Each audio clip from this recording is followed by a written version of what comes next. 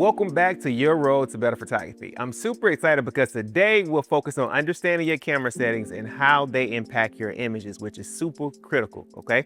So at the heart of being in creative control over every shoot is understanding just three elements: the aperture, the shutter speed, and the ISO, okay? Each of these settings play a critical role in determining the exposure and the overall look of your images.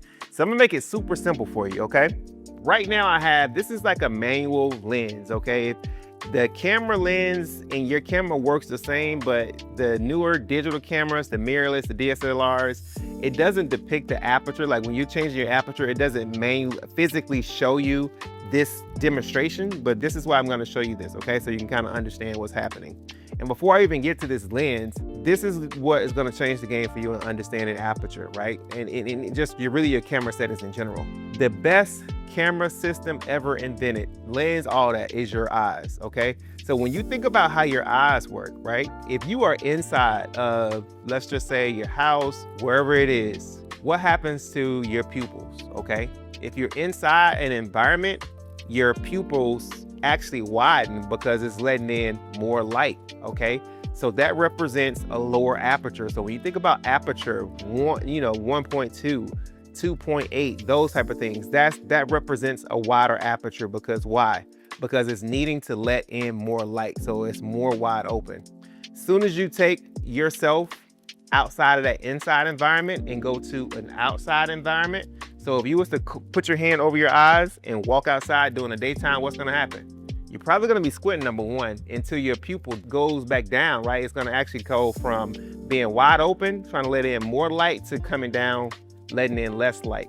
So that represents a higher aperture, right? A more narrow aperture. Because why? Because now if you look at your pupil, it's letting in less light because it has to bring itself down to almost like a pinhole, okay?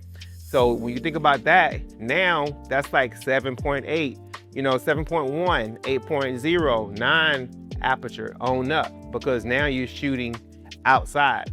So now let's see what that looks like using this manual lens here. So I'm gonna bring this lens a little closer for you, okay? So right now, this is at what? Would you say this is a higher aperture or a lower aperture, okay?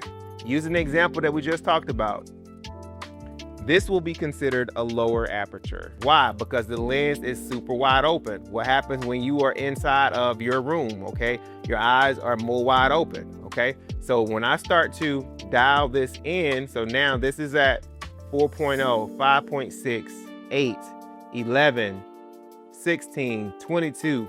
This is the F number that's represented right here, okay?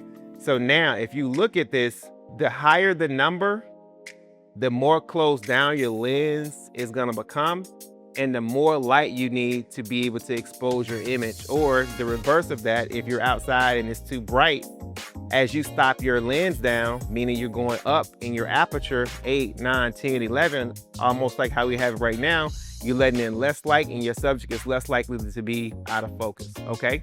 So if you were to go right back inside, right, you will need more light to capture that image. And now you're opening your lens back up, which it represents a lower aperture, a lower F number. So for 2.8, 3.2, 4.0, okay? Those are the type of aperture numbers that you're gonna need from an inside situation, okay? The aperture also controls how much of your subject is in focus. Once again, just like we go back to the example of your eyes, the closer you are to a subject, which represents a wider aperture, the more that object that you're looking at is gonna be focused and everything else is gonna be out of focus. So if you put your hand up to your face like this, right? If you're looking just at your hand, everything else becomes out of focus. You can still see it, but it's not as clear. It's more blurry because you're focusing on your hand. This represents a wider aperture, a more wide open aperture, okay? So as you start to move your hand further away, right? You can focus on your hand as well as some items around that is also in focus, right? So that represents a more narrow aperture, a higher f-stop. So that's going to be 7.1, 8.0, 9.0. So those are the type of apertures that you would need if you want to have more elements, more part of your frame in focus. So now understanding this in relations to your eyes, this should make you never forget this concept ever again, right? Your eye is the best camera system, the best lens system ever invented. So when you think about your own eyesight and those elements that I just showed you, right? That's why you will never forget this concept again, okay? So once again, just to recap, aperture, right? The lower the f-stop number, the more wide open, the more light that's gonna let into the lens, okay? If you are outside and you're trying to shoot at a lower aperture, you have to make some other adjustments if you wanna shoot at a lower aperture, okay?